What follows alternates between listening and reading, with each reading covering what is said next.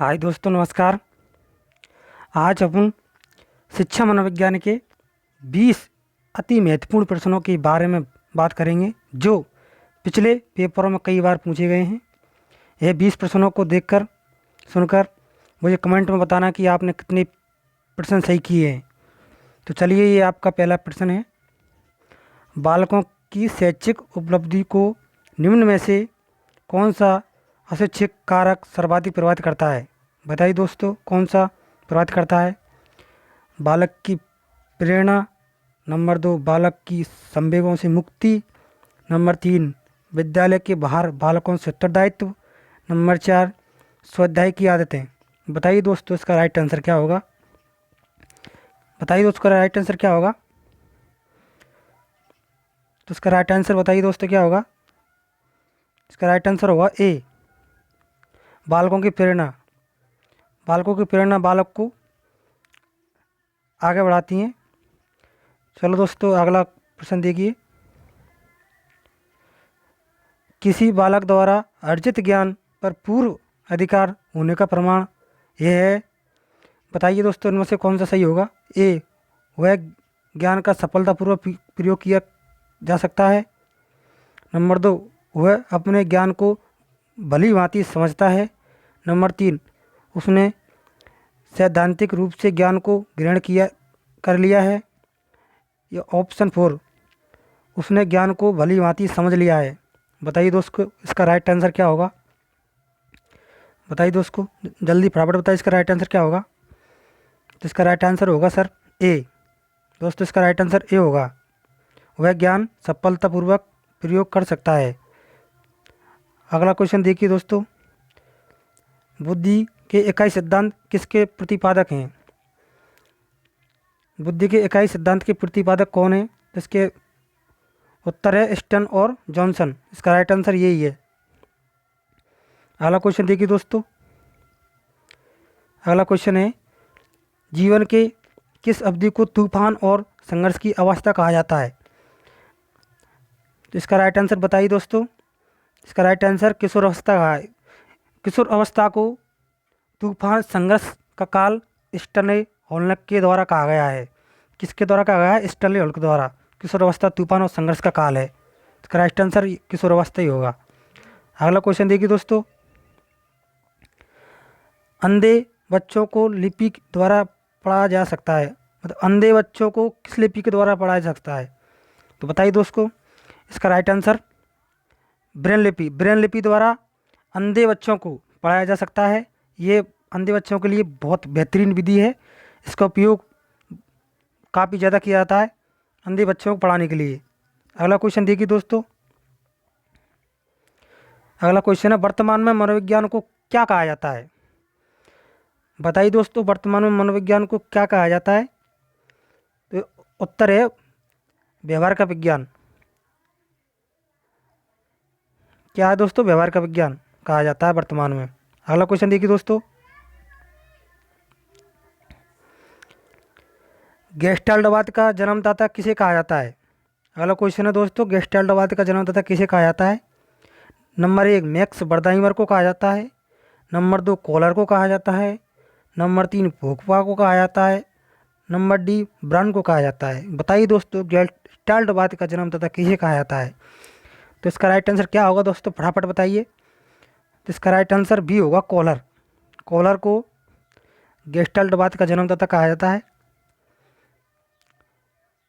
चलिए दोस्तों, आगे चलिए। अगला क्वेश्चन है, पावलोव के सिद्धांत को कंप्यूटर स्टिमुलेशन द्वारा कौन सी मशीन बताती है? बताइए दोस्तों, कौन सी मशीन है? ए होफमैन मशीन, बी फोपका मशीन, सी स्टिमुलेशन मशीन, डी उपयुक्त में से कोई नहीं। बताइए दोस्तों, इसका राइट आंसर क्या होगा? बताइए दोस्तों, इसका राइट आंसर क्या होगा? इसका राइट आंसर ए होगा, ए होफमैन मशीन इसका राइट आंसर है। अगला क्वेश्चन देखिए दोस्तों। अगला क्वेश्चन है, शिक्षा के द्वारा मानव व्यवहार में परिवर्तन किया जाता है तथा मानव व्यवहार का अध्ययन ही मनोविज्ञान कहलाता है। यह कथन किस मनोविज्ञान का है? बताइए दोस्तों, इसका राइट आंसर क्या होगा? जल्दी पढ़िए और इसका आंसर बताइए दोस्तों। कमेंट बॉक्स में इसका आंसर बताइए दोस्तों, फटाफट क्या होगा। तो इसका राइट आंसर क्या होगा दोस्तों, बताइए। इसका राइट आंसर होगा बी, ब्राउन। ब्राउन इसका राइट आंसर है।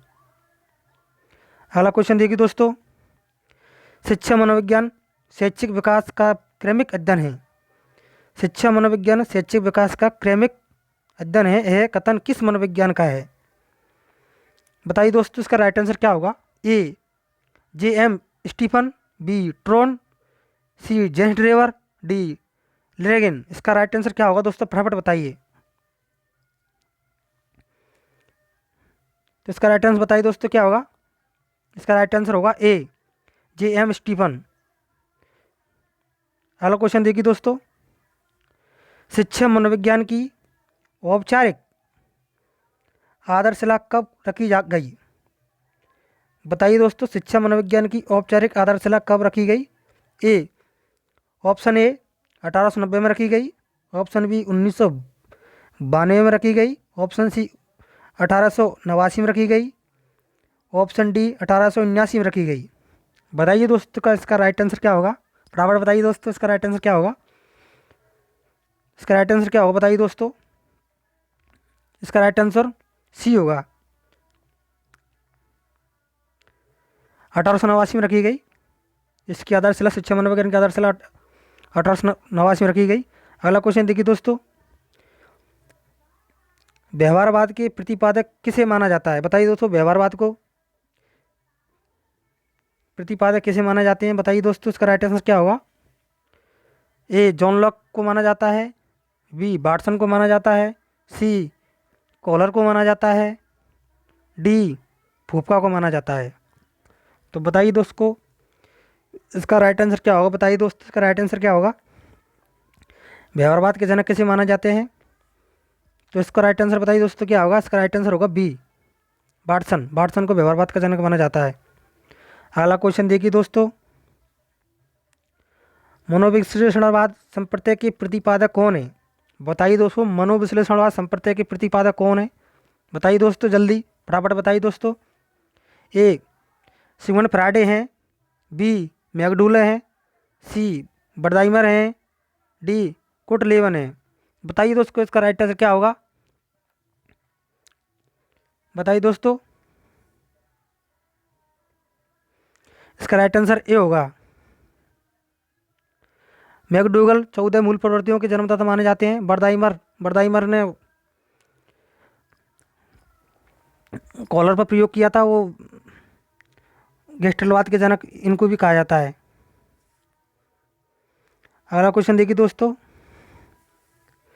शिक्षा मनोविज्ञान के अध्ययन क्षेत्र हैं। बताइए दोस्तों, शिक्षा मनोविज्ञान के अध्ययन क्षेत्र कौन कौन से हैं? बताइए दोस्तों। ए, बालक के वंशानुक्रम एवं वातावरण का अध्ययन, बी, बालक की विकास अवस्थाओं का अध्ययन, सी, अधिगम क्रियाओं का अध्ययन, डी, उपयुक्त सभी। तो बताइए दोस्तों, इसका राइट आंसर क्या होगा? बताइए दोस्तों। तो इसका राइट आंसर क्या होगा दोस्तों, बताइए। इसका राइट आंसर होगा डी,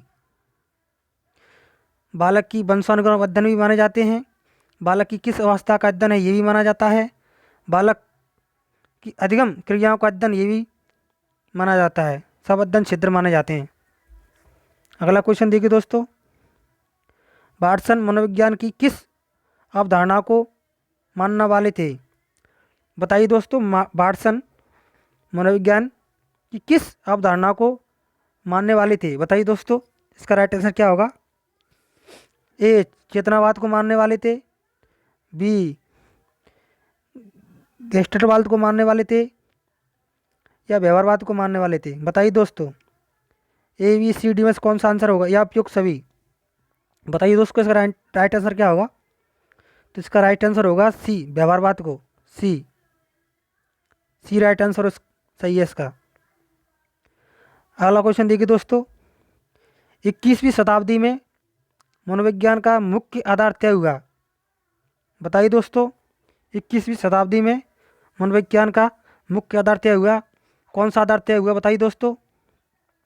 ए, व्यवहारवाद का, तय हुआ था, बी आत्मा का हुआ था, सी मन का हुआ था, डी इनमें से कोई नहीं। बताइए दोस्तों, ABCD में से कौन सा आंसर सही है इसका?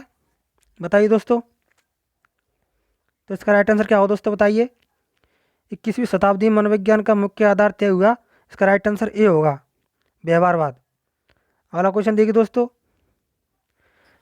चिंपांजियों पर प्रयोग किसके द्वारा किया गया था? सुल्तान नामक चिंपांजी था, एक सुल्तान नामक चिंपांजी पर प्रयोग करने वाला कौन व्यक्ति था? ए भुहपका के द्वारा किया गया था सुल्तान पर, बी बर्दाइमर के द्वारा किया गया था सुल्तान पर, सी कॉलर के द्वारा किया गया था, डी उपयुक्त सभी के द्वारा किया गया था। बताइए दोस्तों इसका राइट आंसर क्या होगा? चिंपांजी पर प्रयोग करने वाला व्यक्ति कौन था? तो इसका राइट आंसर क्या होगा दोस्तों, बताइए। इसका राइट आंसर होगा सी कॉलर के द्वारा किया गया था। कॉलर के द्वारा चिंपांजी पर प्रयोग किया था। अगला क्वेश्चन देखिए दोस्तों, कॉलर द्वारा चिंपांजी पर प्रयोग किया गया जिसमें संबंधित कौन है? कॉलर द्वारा चिंपांजियों पर किया गया प्रयोग किससे संबंधित है? सूच से संबंधित है, बी अंतर्दृष्टि से संबंधित है, सी अंतर्दृष्टि तथा सूच दोनों से संबंधित है, डी उपयुक्त सभी से संबंधित है। बताइए दोस्तों, चिंपांजी पर किया गया प्रयोग किससे संबंधित है? बताइए दोस्तों इसका राइट आंसर क्या होगा? इसका राइट आंसर होगा सी अंतर्दृष्टि तथा सूच दोनों पर संबंधित है। अगला क्वेश्चन देखिए दोस्तों,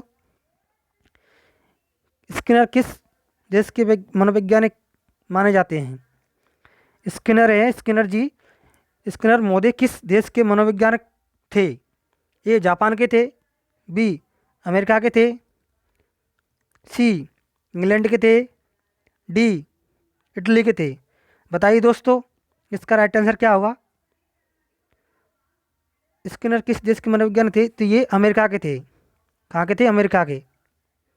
अगला क्वेश्चन देखिए, किसने सबसे पहले प्रश्नावली विधि का निर्माण किया? किसने सबसे पहले प्रश्नावली का निर्माण किया? बताइए दोस्तों, प्रश्नावली जो विधि है इसका सबसे पहले निर्माण किसने किया था? ए प्लेटो ने किया था, बी लॉवेट ने किया था, सी वुडवर्थ ने किया था, या डी ब्रूनर ने किया था। बताइए दोस्तों इसका राइट आंसर क्या होगा? तो इसका राइट आंसर क्या होगा दोस्तों, बताइए फटाफट बताइए। तो इसका राइट आंसर सी होगा, वुडवर्थ। तो ये थे साइकोलॉजी शिक्षा मनोविज्ञान के 20 महत्वपूर्ण क्वेश्चन। तो अगर क्वेश्चन पसंद आए हो तो हमारे चैनल को सब्सक्राइब, कमेंट और लाइक ज़रूर करें। बताना दोस्तों कितने क्वेश्चन सही हुए, कमेंट बॉक्स में बताना ज़रूर। Thank you.